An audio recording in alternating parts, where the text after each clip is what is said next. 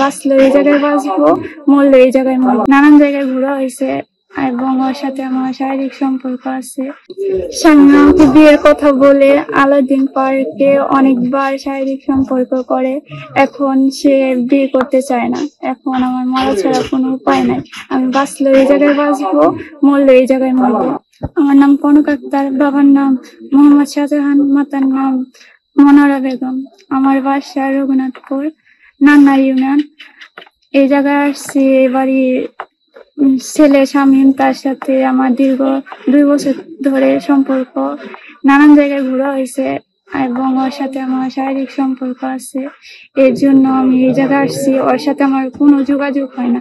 Last যোগাযোগ হয়েছে 30 তারিখে। তারপর ওরে আমি ফোন দেওয়ার চেষ্টা করছি, ও কোনো ফোন ধরে না, যোগাযোগ রাখে না। বাধ্য হয়ে আমি বাসায় আসছি।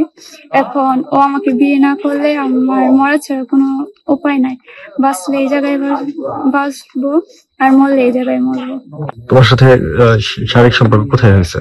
আলাদিনপুর। এতদিন শুনছি চান্দে অমাবস্যা লাগে, আজকে দেখলাম সূর্যে অমাবস্যা লাগে।